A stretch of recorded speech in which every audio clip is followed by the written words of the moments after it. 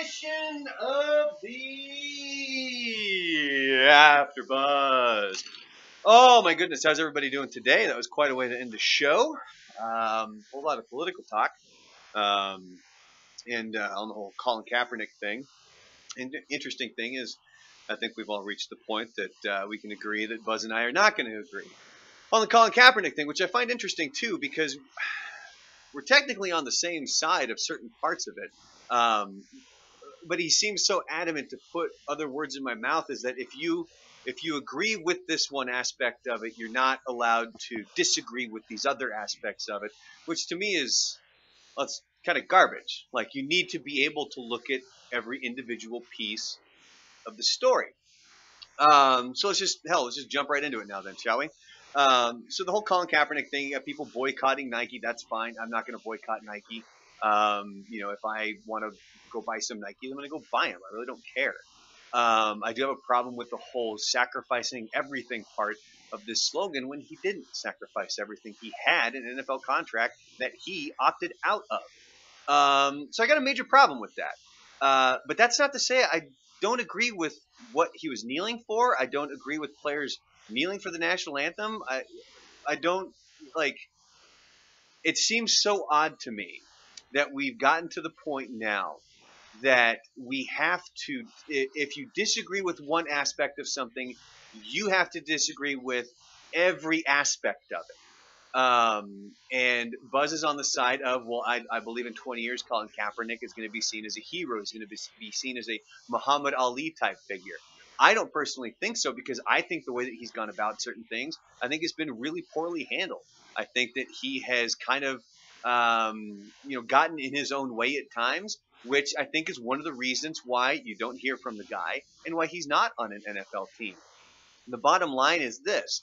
He had a contract with the San Francisco 49ers that he opted out of. Yes, they asked him to take a pay cut, but they didn't necessarily want him to be a starter. His NFL stats that final season, they were okay. If you look at just his rating was pretty good in some games. I know this because I picked him up for my fantasy team that year, and he won me a game. Like, he had this one great game, but then it was the very next game he got sacked 5 times, couldn't do anything with the damn ball, and they benched him. He ultimately ended up, playing more of the season, and it was one of those situations where I think that he was very limited in what he could do as a quarterback, and San Francisco didn't have the tools around him at that point. Now, getting to the whole kneeling aspect, I don't have a problem with it. I agree with the cause that they are wanting to shine a light on, and the unfortunate thing is, rather than us shining a light on that, we're talking about Nike's ad campaign. We're talking about whether or not this dude should be in the league, and we're talking about whether or not players should be fined or suspended because they kneel during the national anthem, and is it disrespectful to the flag? The whole point of this was specifically to put a spotlight on inequality, and to put a spotlight on how different races are viewed. And I agree with that 100%. A spotlight should be put on that, because as far as we've come in 2018, it's still not equal. Unfortunately, it's never going to be equal, but we should strive to get as close to equal as we can. And the problem is, we've gotten so enthralled with all of this other crap at this point that message is being missed. And it's more about, oh, well, where will Colin Kaepernick be in 20 years? Or, why is he being blackballed?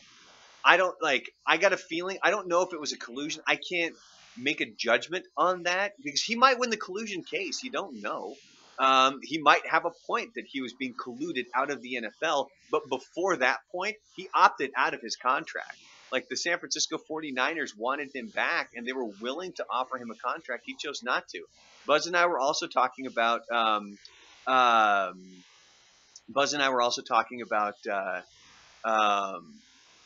Seattle Seahawks story. The original stories, he backed out. He backed out of working out for them. He backed out because he wasn't willing to, and you can look at it either way, because now the report is he wasn't willing to do certain, have certain restrictions or certain guidelines if he were to sign there, so Seattle canceled the workout. And that's Buzz. He's out there yelling right now. So no, dude.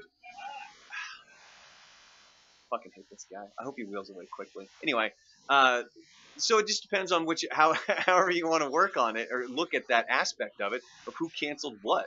But to me, and this is what I was trying to explain to Buzz, and he doesn't agree with me. He doesn't have to agree with me on this. But for me personally, his cause holds a lot more weight if he's not in the league. If he doesn't have a job, it makes things look way worse for the NFL and for other aspects of this. Whereas if he's a backup quarterback who happens to be kneeling during the game, a guy who's got a real beef here, it's not Colin Kaepernick, it's Eric Reid, the guy that hasn't been able to find a job who knelt with Kaepernick. And he was an all-pro safety, I believe. So that's a guy that I think has a bigger problem than Colin Kaepernick does as far as getting work. But anyway, the interesting thing here is that you're not allowed to disagree with some aspects and yet still agree with other aspects of it. It has to be, you got to be 100% this way or you got to be 100% that way. And to me, that's bullshit. You shouldn't have to do that. You should be able to pick apart stories and believe certain aspects and agree or disagree based on what your own beliefs are. I wholeheartedly agree with what Colin Kaepernick was kneeling for. I firmly believe that there is a major race discrepancy still in the United States. As far as we've come in the past 10, 20, 50, 60, 100 years, and it's pretty damn far. I mean, if you look back and think of where this country was, it's pretty damn far, but it's still not as close to equal as we should be. And that's the point of what he was kneeling for. But I don't agree with the fact that he's out there, he's wearing socks that depict officers as pigs. He's out there wearing a Fidel Castro shirt. Like, this is where I think things started to go wrong for him, and he was advised, shut your mouth. Don't do anything stupid. Just be quiet, which is why we haven't heard from him. This Nike campaign is the first thing that we've seen from him in how long? Pretty long time. And that's because I think he started to get in his own way. If you'll notice, he wasn't kneeling during the national anthem at the very beginning of this thing. He was just sitting. He just refused to stand for the national anthem. So it wasn't taking a knee. It just wasn't standing for the national anthem. So while I agree with certain aspects of the story, there are other parts I don't agree with. And, he might win his collusion case against the NFL because he might have a valid case. The owners might have colluded against him to keep him out of the NFL.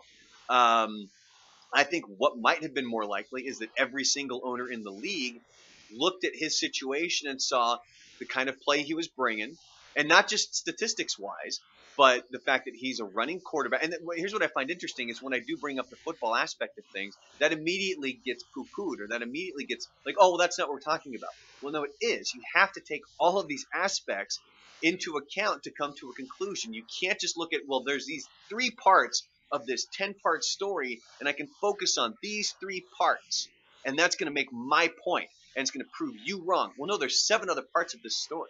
And you have to look at the entire goddamn thing, and you can agree with some of it and disagree with some of it. You don't have to completely agree with everything, which leads us to the Nike boycott. These fucking jerk-offs who are out there burning their Nike gear. Congratulations. Now you have to go buy a new pair of shoes because you just burnt the stuff you already own. Nike already has your money for that. If you choose to boycott Nike after the fact, that's perfectly fine. That is, quite frankly, that is more than what your vote says at this point, because one thing that's incredibly sad, your money, what you do with it, has more power than what your vote does. And that's why boycotts, if done at a certain magnitude, it's going to get more done. There will be more action taken if you pull your money away from something. Why do you think the NFL came out with their national anthem rule? Because they saw that the people who spend the money on the NFL, the majority, not all, but the majority, decided, I'm not going to watch the NFL, or I'm not going to buy NFL memorabilia if I don't, if this continues to happen. So that's why the NFL then proceeded to put their national anthem rule into place. It was about green. It had nothing to do with skin color. It had nothing to do with red, white, and blue. It was 100% green. That's it.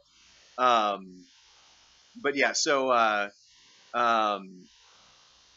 sorry, I'm trying to catch up with you guys here on the YouTube chat. I kind of just started rambling on this one. I apologize. Happy Wednesday to everybody.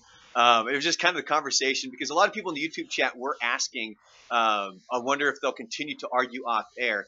No, I mean, we discussed the topic, which we'll do, but we're both grown-ups. But then again, Buzz and I have had huge, gigantic blow-ups off air and stuff. And within 10 minutes, we're back working together because it's just, it's the nature of the beast sometimes. And, you know, if he's got a temper and he needs to blow up and blow some steam off and then we get right back to work, let's just get right back to work. There's no use in crying over spilt milk.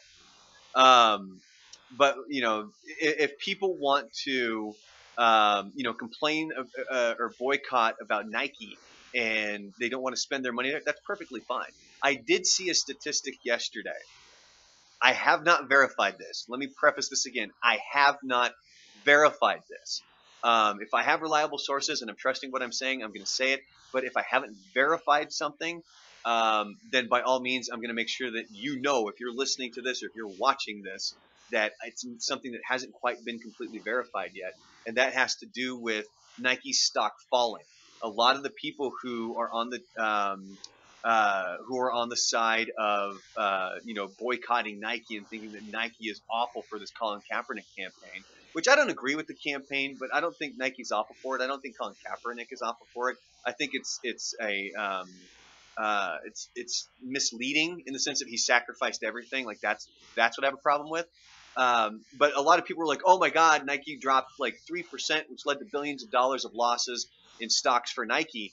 And again, this is the part that I have not confirmed because I believe that is a fact, is that Nike lost about 3% in stock prices when the ads came out, but it didn't have anything to do with the ads. It had more to do with the general economy because I believe Adidas and Under Armour, I think, both dropped the same amount as Nike did at the same time. And it didn't have anything to do with Colin Kaepernick and this Nike ad campaign. It actually had more to do with the general economy and the stock market taking a hit, not just Nike taking a hit. Again, I haven't confirmed this, but it's not surprising because people will pick and choose. Oh, well, look, Nike, they did this ad campaign with Colin Kaepernick and their stocks plummeted.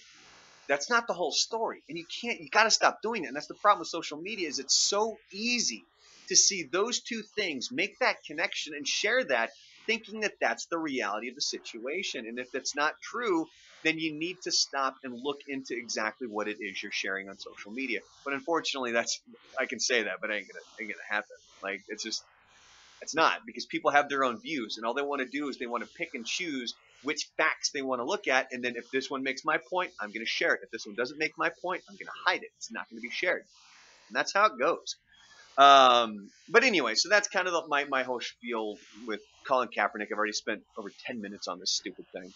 But you can agree with certain parts of it. You can disagree with certain parts of it. You don't have to completely agree with Colin Kaepernick and everything he's done, just because you believe that there is an inequality issue still in the United States, and vice versa. And that's the way that it's always going to be. And I'm hoping that by saying this, 1,000 times over, it'll start to sink in with at least, if it sinks into one person who's watching this or listening to this, that's all that I give a crap about. As long as one person does it and then they can pass that on to one person, please, by all means, do that. Just stop looking at one statistic or one fact and jumping behind that and thinking that that's the whole story. Or thinking that if you agree with one aspect of the story, you have to agree with the whole story. You don't have to. You do have a mind of your own, and you are able to pick and choose what you agree with and what you don't agree with. But unfortunately, I don't think a lot of people are doing that right now. Next topic that we're going to, something that got popped up in the good Lord. Little Horace went to Alice in Chains last night. It was awesome. We'll get to that here in a moment. But another thing that got brought up in the YouTube chat today was people like blocking people on the freeway when they're driving because they see a speeder coming up. I hate those jackoffs as much as you do. I hate the people who get up there, they tailgate, they're zipping in and out of traffic, and they're driving like shitheads. I hate those people as much as anybody else. But statistics have proven that if you're in the slow or in the fast lane, if you're in the left lane going slow, intentionally to slow those guys down, or if you intentionally try to block those guys, you cause more accidents than them just speeding through and going on with whatever fucking emergency that they have to go to. Chances are they got to go to the fucking gym to get their pump on or some shitty thing like that. Look, I hate them as much as just anybody out there. But in order for people to prevent and feel they're almost going a little vigilante on the road where it's like, well, I like to block them. Or like, oh, well, I'm going to prevent them from speeding. No, you're actually, the odds are higher that you're going to cause an accident than just letting them go through. So I'm making this plea, and but here's the thing is that it's not going to completely get rid of all accidents. And you can always see that too. It's like, let's say there's some shithead who's behind you. He's driving like a maniac. You just let the guy go by 2 miles up the road. That guy's caused a major accident that ended up, killing a family. Yeah, I went super dark on that. Like that's how dark we're going on this scenario. That sucks. But the odds are higher that you're going to create an accident by either being in the fast lane and going slow to slow these people down because you're doing your due diligence, you're helping with the traffic and all this other crap, or if you're going to be in the either lane and you're actually just preventing these people from going around and you're blocking them. Chances are higher that you're causing or going to cause an accident at some point. But anyway, that was just something I saw coming up in the chat, and it's like I know it sucks because it's when you're sitting there and you see these dickheads like just speeding by, and you're like, well, that guy's going to cause an accident. Odds show just let him go, and then hopefully everything will be fine. Don't intentionally do something because the thing that will cause the accident is the braking and speeding up and the changing of lanes. And there are some assholes out there like that. I had that happen. I was over here in El Paso. I was on Sunland Park, right at like where Target and all that other stuff is, and we were right there where the ramp to go east on I-10, right there. And we're in this lane, and there's like we just hear this honking, and there's this fucking piece of shit in this car who's doing, and we're at a dead stop at this point. This guy's doing at least 40 miles an hour, zipping in and out of traffic, and he cuts some people off, and all these people are honking at him, and he's just sitting there giving the fucking finger out the window to all these other people, where he almost hit like 5 different cars. And ultimately, he ends up on the ramp where he has to slow down anyway because the traffic is slowed down on the on-ramp. It's like, what the fuck are you doing, man? Like, you're the reason that there's going to be an accident. Don't let the reason be you by trying to block these people or getting in the way. Like, just please don't do that. But anyway, so a couple other topics here that I'll get to is one, we have Alice in Chains went to the show last night. It was awesome. This was actually my birthday gift for my fiance. She bought the tickets because I think they went on sale right around my birthday.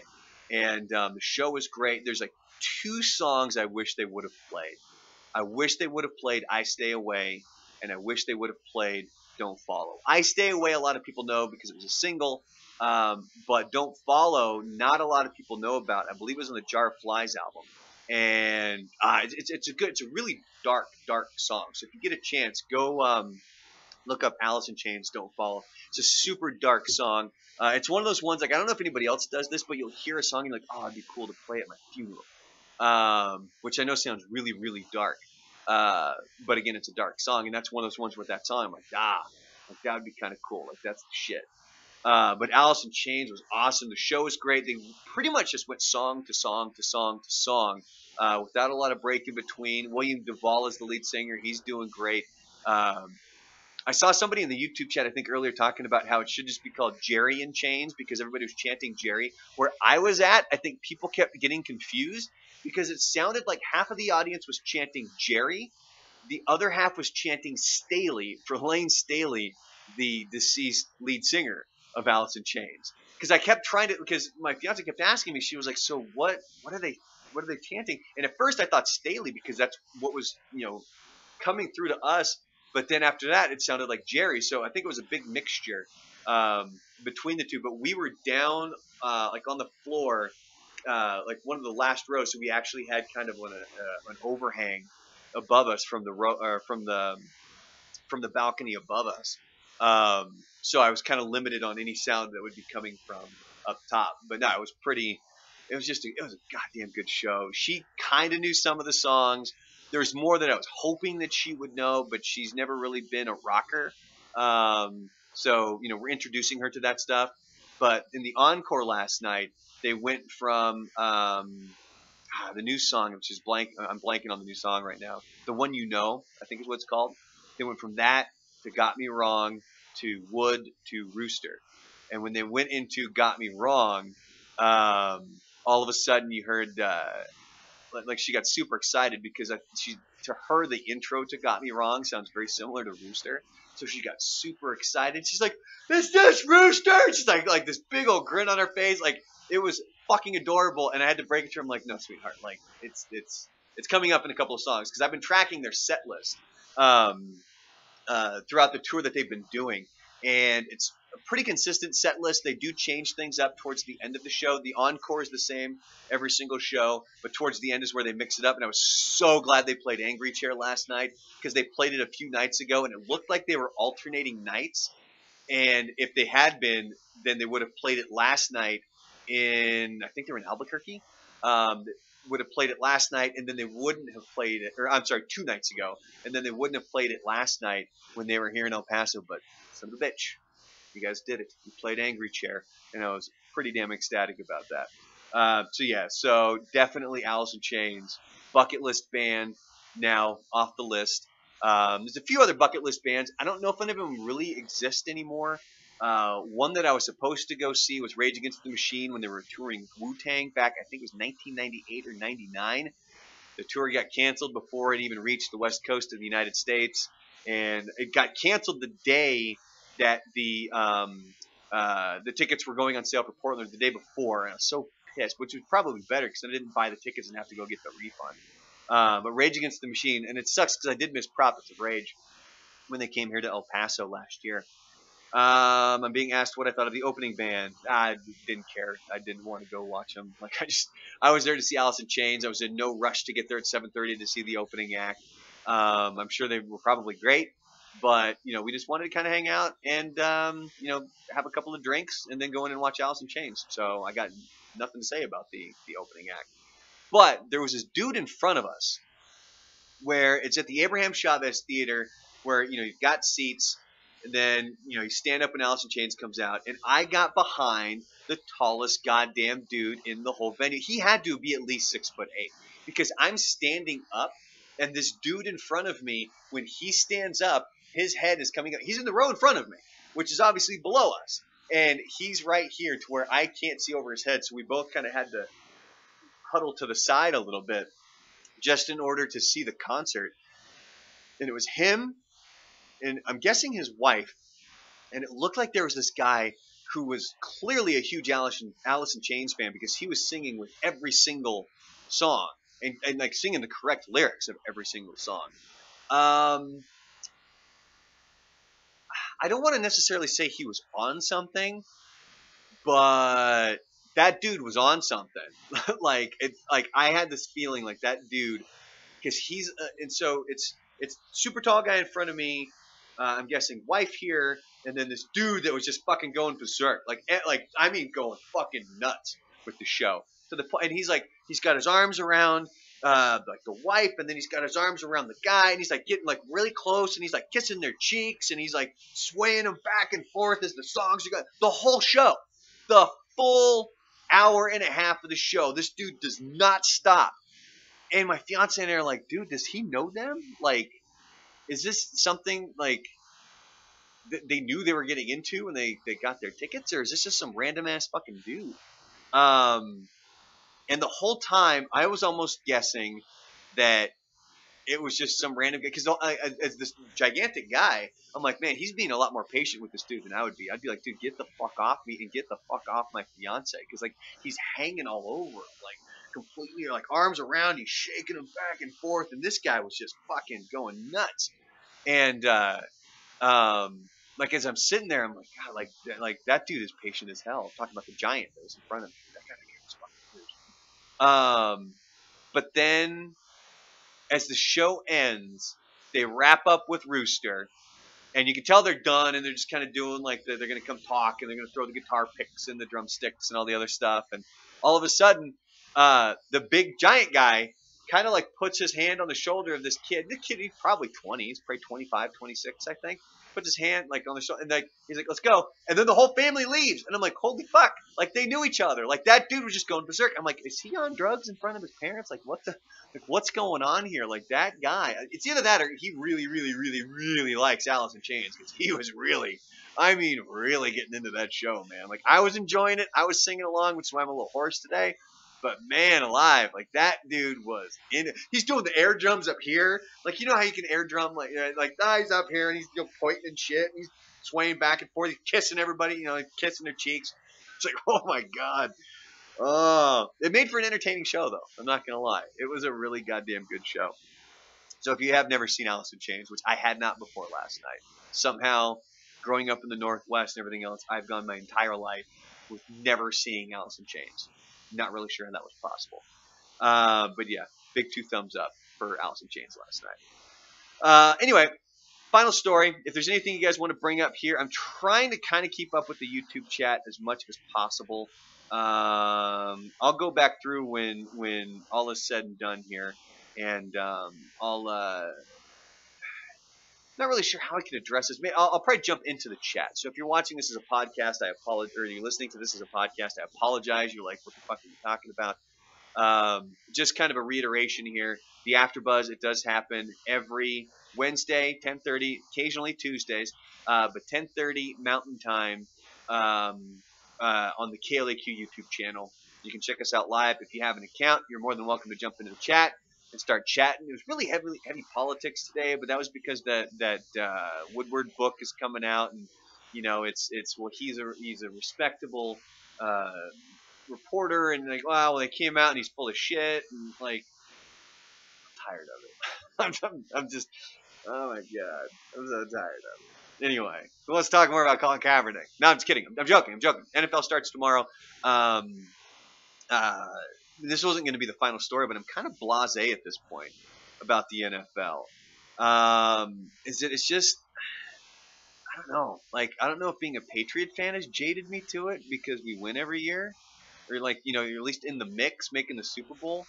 But I think more of it just has to do with the game kind of bores me now. Like, all the new rules and all of this other stuff. And, like, I am somehow, some way just gotten more, you know, just jaded every year. I did not want to do fantasy football this year. I was going to do everything in my power to avoid doing it because I don't have the time. Like when we talked about it on the air, I came off sounding kind of like a dick, and Buzz rightly called me out for it because he's like, "Oh, you got too good at it." Because I mentioned like it bores me. Like that was how I explained it, but I didn't explain myself properly. And it made me sound like a dick, and Buzz rightly called me out for sounding like just a pretentious douchebag when it came to fantasy football. But no, it was really just the fact that I was in 2 leagues last year. And it's been 2 leagues I've been in for a few years now.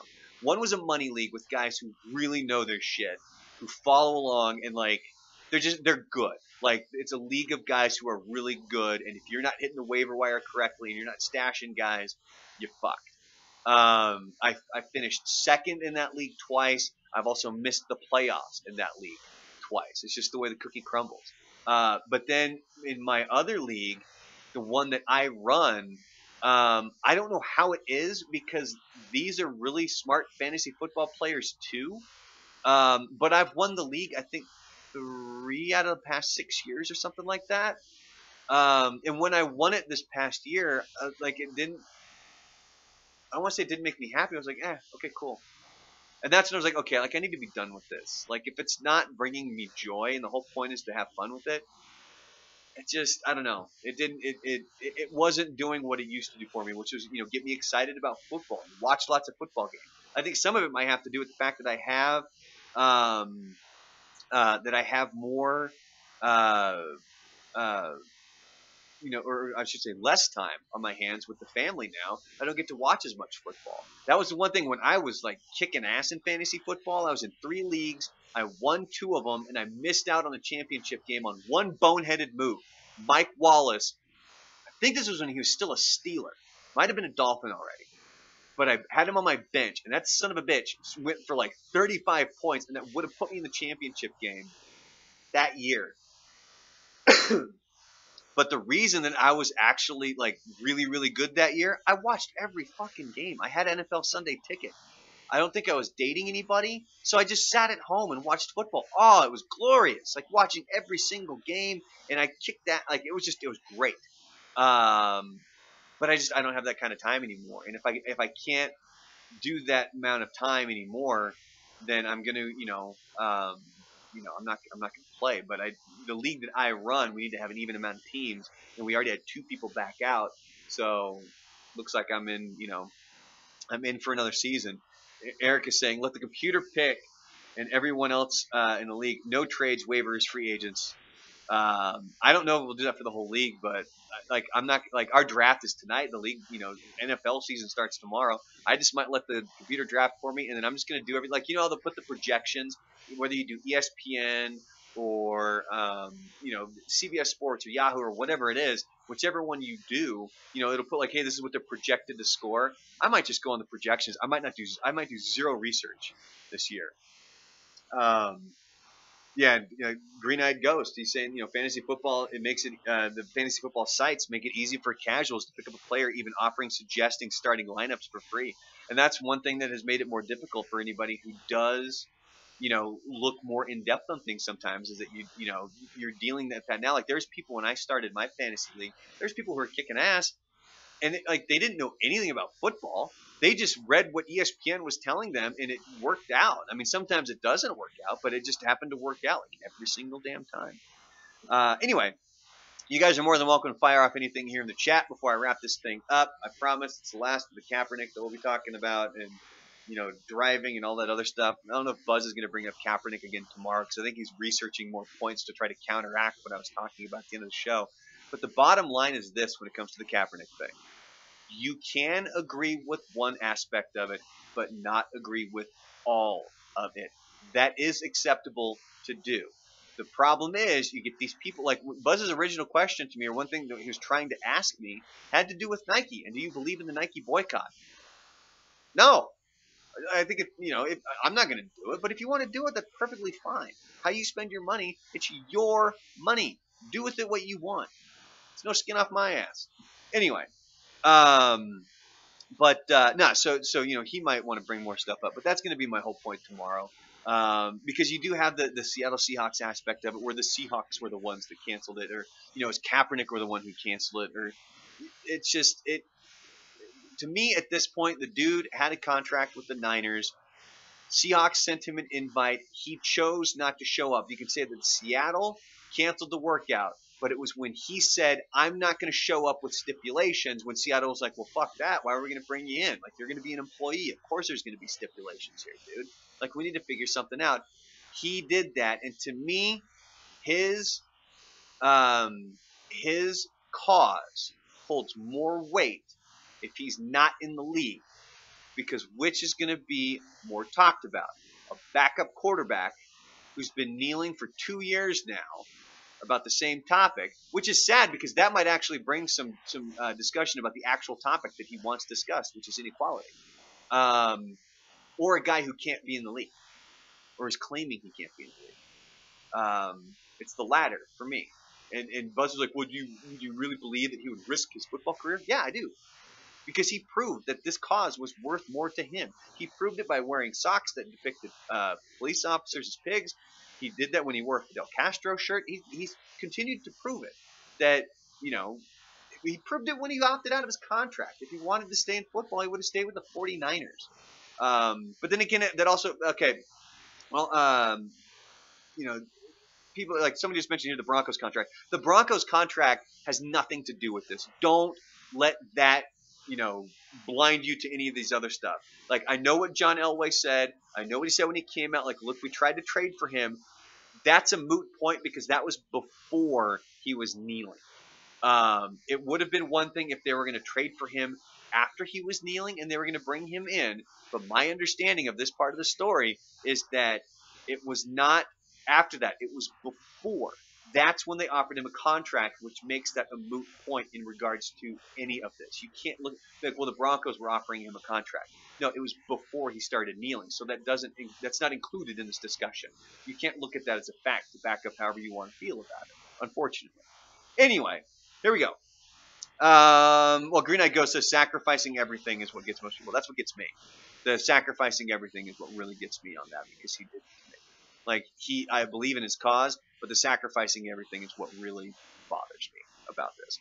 Anyway, final thing that I want to get to here, Mayans MC debuted last night. No, I did not get to see it, because obviously I was at Alice in Chains. So I'm going to get done here. I'm going to wrap some things up. I'm going to go home. I'm going to try and stay awake and watch it.